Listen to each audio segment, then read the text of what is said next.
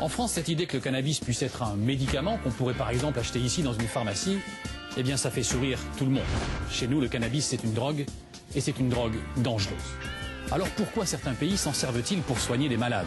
Qui a tort et qui a raison? Eh bien vous allez le voir, la réponse n'est pas évidente, car le cannabis c'est vraiment une plante à deux visages.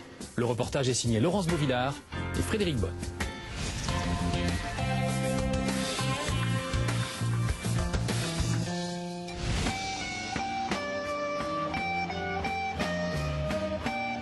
C'est une plante aux noms multiples. Chanvre, marijuana, ganja. Il en existe 800 variétés de par le monde, mais pour les botanistes, il n'y a qu'une seule espèce, Cannabis sativa. Avec les fibres de sa tige, l'homme a pu fabriquer du tissu, de la corde ou du papier. La première Bible de Gutenberg a été ainsi imprimée avec du chanvre. Il a été cultivé dans toute la France. À Marseille, la Canebière lui doit son nom, car à cet endroit se trouvait une ancienne plantation de chanvre. Mais le cannabis est aussi l'une des plus anciennes plantes médicinales connues. Les Chinois l'utilisaient déjà comme drogue il y a près de 5000 ans. Ses principes actifs sont concentrés dans les feuilles et surtout dans les fleurs ou sommités florales. Ce sont elles que l'on fume quand on parle d'herbe.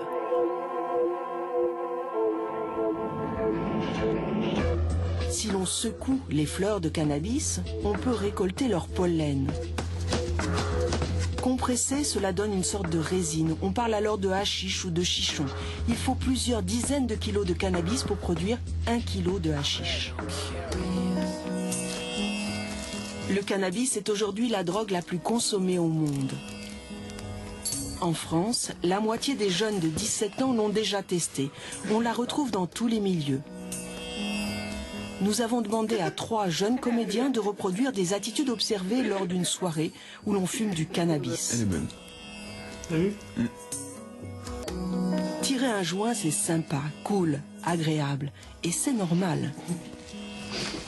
Le principal constituant actif du cannabis, le THC, provoque dans le cerveau la sécrétion d'une substance, la dopamine.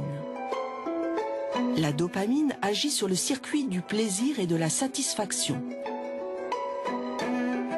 L'absorption du cannabis peut donc déclencher une sensation de bien-être et de relaxation. De quoi avoir envie de recommencer.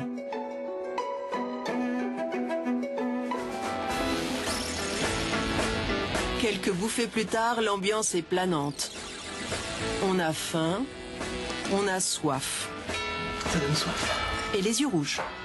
Tout dépend bien sûr de la qualité et de la quantité fumée. Mais tous les organismes ne réagissent pas de la même façon au cannabis. Chez une minorité, ces effets peuvent prendre une dimension inquiétante. Tout est amplifié, déformé. On peut même prendre peur et ressentir des angoisses. De quoi alerter les parents et les autorités de santé publique.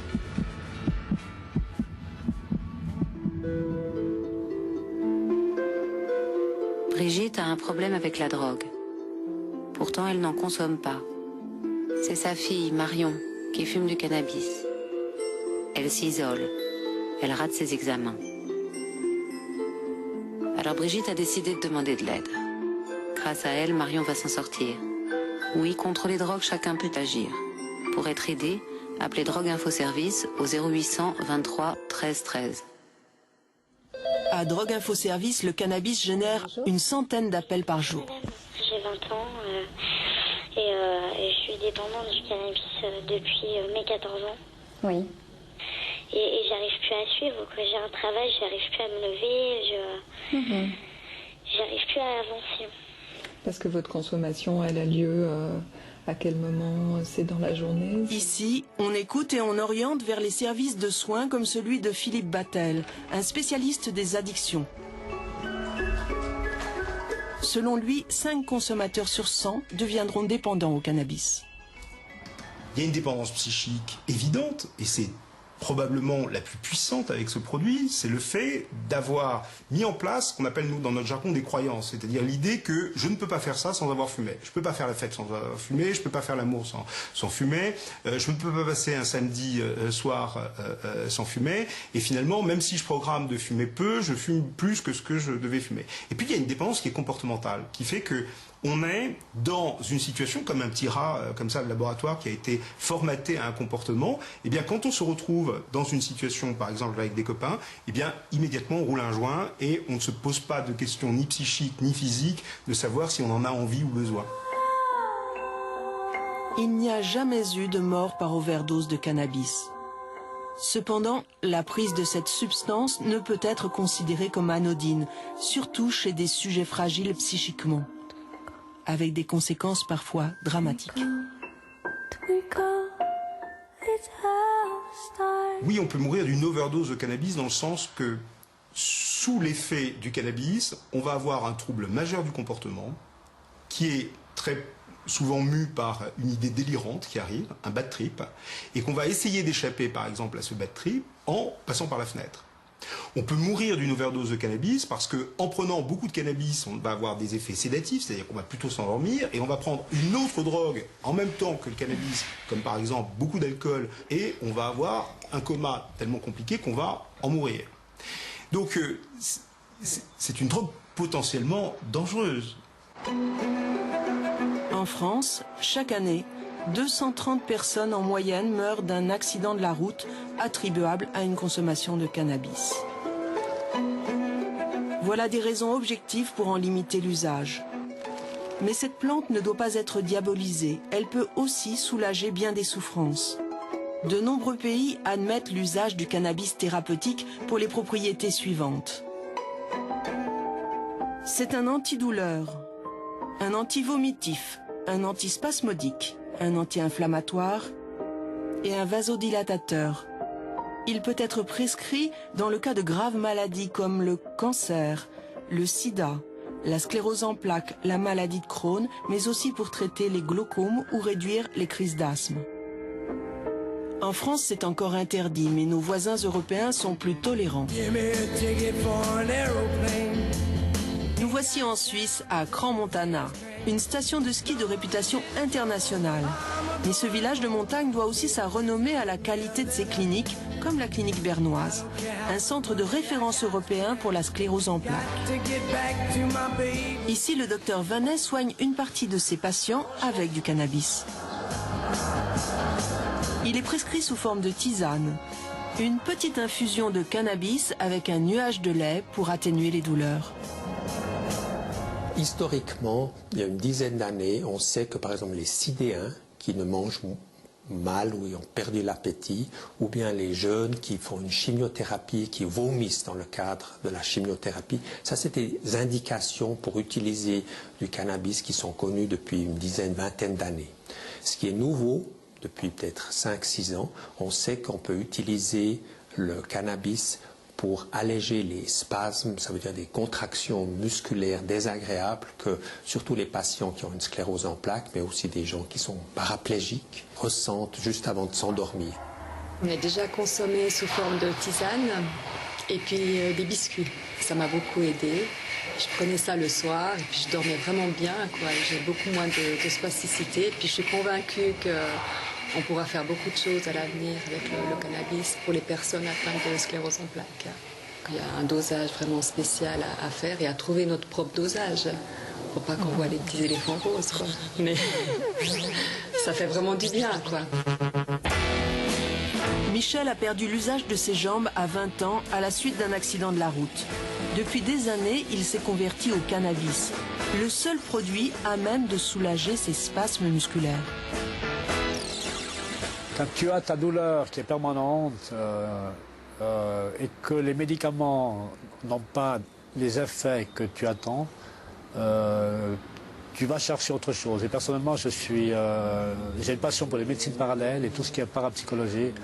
Et j'ai vu qu'avec le cannabis, je pouvais aller rencontrer ma douleur et au lieu de la combattre, essayer de danser avec elle, de marcher avec elle, plutôt que d'aller contre la douleur. En ce moment, Michel teste à la clinique du THC de synthèse, la molécule active du cannabis présentée sous forme de gouttes. Une fois par jour. Combien de gouttes? 10 gouttes. Et voilà ma ration, tous les soirs. Ça n'a pratiquement pas de goût. Et puis d'ici un instant, j'aurai les spasmes qui vont se calmer. Ça fait combien de temps jusqu'à ça agit environ? C'est ce que vous prenez pour les... peut-être demi-heure. Est-ce que vous pouvez un peu dire, si vous prenez vos 10 gouttes ou fumez un joint, quelle est la différence que vous ressentez? Un joint, après 2 heures, 2 heures et demie, c'est fini. Tandis que les gouttes, apparemment, l'effet est plus long. Ça tient en théorie 6 heures, on dit. Voilà. C'est pour ça, ça vous couvre un peu la nuit, c'est ça l'idée. Voilà. Le problème, c'est que les gouttes coûtent 10 fois plus cher que les joints de cannabis. Alors pour le docteur Vanet, il n'y a pas à hésiter. Je pense au porte-monnaie des gens et le plus simple, c'est de cultiver la plante et de donner des sachets de chanvre et les gens se font des biscuits ou des tisanes ou inhalent la substance dans leur dosage qu'ils trouveront eux-mêmes. Pour un usage médical. Il faudra refaire la phrase. Médicaments ou stupéfiants? Le cannabis est donc tout cela à la fois, un produit mi-ange, mi-démon. C'est en tout cas, selon les scientifiques, la moins dangereuse des drogues. 4 rapports ont classé les substances psychotropes selon leur dangerosité. Celui de l'Organisation mondiale pour la santé, l'OMS, en 1971, le rapport Pelletier en 1978, le rapport Rock en 1998 et le rapport Note en 2010.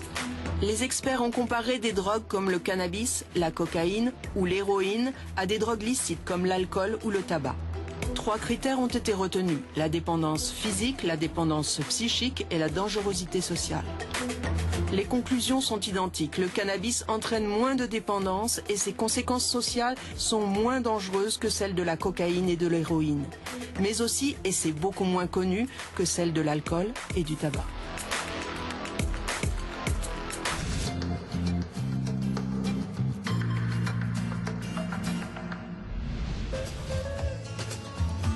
Dans ma mémoire brouillard, je ne retrouve plus son prénom. Dans mes idées fumées, j'ai à peine son brouillon. Je ne sais plus ce qu'elle m'a dit, sauf que j'y ai cru. Tellement fumé, tellement bu. L'oubli, ça tient à toi.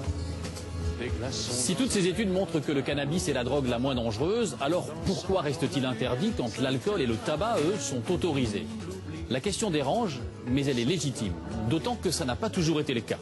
L'histoire d'une interdiction nous est racontée par Malek Sahraoui.